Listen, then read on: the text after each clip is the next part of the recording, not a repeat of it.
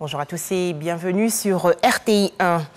Tout d'abord, la visite de travail aux États-Unis du Premier ministre ivoirien. Patrick Achi est dans ce pays depuis hier dans le cadre d'une série d'activités au cours desquelles seront évoqués les progrès économiques et politiques réalisés par la Côte d'Ivoire depuis 10 ans. À noter que ces progrès ont permis au pays d'améliorer fortement ses infrastructures routières, notamment l'éducation, la santé, l'accès à l'eau potable et à l'électricité au moyen d'une croissance robuste, croissance qui a fait chuter le chômage et la pauvreté. Nous allons revenir sur cette information dans le journal de 13h. Direction Sipilou, localité située dans la région ouest de la Côte d'Ivoire. Ce projet vise à réaliser 124 forages équipés de pompes à motricité humaine. Il s'agit du don japonais, estimé à environ 2 milliards de francs CFA. Ce programme a donc été lancé récemment à Sipilou par le ministère de l'Hydraulique. Objectif, améliorer l'accès à l'eau potable des populations. Toujours en Côte d'Ivoire, les échanges récemment entre le ministre de la Construction, Bruno Koné, et des hommes d'affaires français intervenant dans l'immobilier. Objectif, finaliser les modalités de réalisation de logements abordables et durables au profit des populations. Les précisions dans ce reportage de Lanciné Bakayoko. Preuve de la détermination de Noud Holding, ce partenaire qui s'engage à contribuer à la résorption du déficit en logement en Côte d'Ivoire, l'inauguration de 3 édifices témoins à Abobo et à Trècheville. Au cabinet du ministre de la Construction, du Logement et de l'Urbanisme, Bruno Nabagné-Koné, les hommes d'affaires français ont dessiné les contours de ce projet de construction de maisons. Ce qu'on vient offrir aujourd'hui, c'est la création de nouveaux quartiers. C'est se dire aujourd'hui, nous sommes une famille avec beaucoup de commerces, avec des enseignes comme Auchan, Electrodépôt, Leroy Merlin, Decathlon.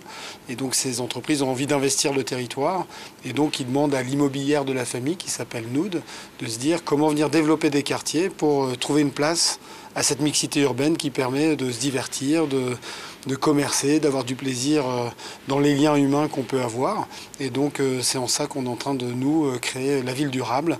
Encouragé de voir se multiplier les promoteurs dans le domaine de l'habitat, Bruno Nabagné-Koné a saisi l'occasion pour lancer un appel à toutes les entreprises du secteur ayant la capacité technique et financière à investir dans la construction de logements à coût modéré.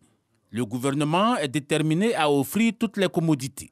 C'est un projet dont nous savons toutes les dimensions.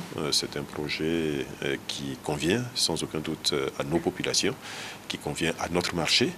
La question du foncier, on peut considérer qu'elle est traitée. Des solutions concrètes sont aujourd'hui proposées et je pense qu'assez rapidement nous allons conclure sur ce point. En plus du savoir-faire international de Noud Holding, les autorités ivoiriennes pèseront pour garantir le coût abordable des maisons. Sur notre marché, on a de la demande pour du logement très haut standing, pour du logement de standing, du logement économique, pour du logement social, etc. Donc on saura de toutes les façons, dans tous les cas, trouver une demande qui va s'adapter à l'offre qu'apporte le groupe.